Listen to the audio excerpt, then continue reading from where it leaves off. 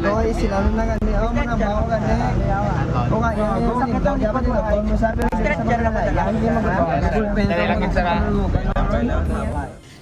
Nakahiga at halos hindi makatayo ang isang lalaki sa kalsada matapos masangkot sa aksidente sa Laxton Street, Bacolod City, pasado alas 2 ng madaling araw, January 6. Ayon sa mga saksi, biglang sumulpot ang isang rider at sumalpok sa isa pang motorsiklo, sakay ang dalawa pang biktima. Ano mo itong buwan, sir? nakatungkol sa brad. Laceration sa nips. Oo, meron. Laceration. Oo. Isa sa mga biktima ang nagtamo ng pamamaga at hiwa sa labi, habang ang isa ay nagkaroon ng pamamaga sa kanang bukong-bukong at gasgas sa kanang binti. Ang isa pang biktima nagtamo naman ng hiwa sa gilid ng kanang mata at gasgas sa kanang binti. Oo, sige. Hindi, okay na lang man sir. Kung dugay ka sakit wala. Okay man. Kung giyuhon mo ka sakit. Okay man. Okay man. Dali lang. Matapos i-assess ang sitwasyon, agad kinuna ng vital signs ng UNTV News and Rescue Team ang mga naaksidente.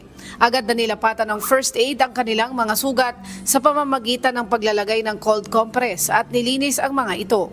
Tumanggi nang magpadala sa ospital ang mga ito at inendorso na lamang sa Philippine National Police para sa investigasyon.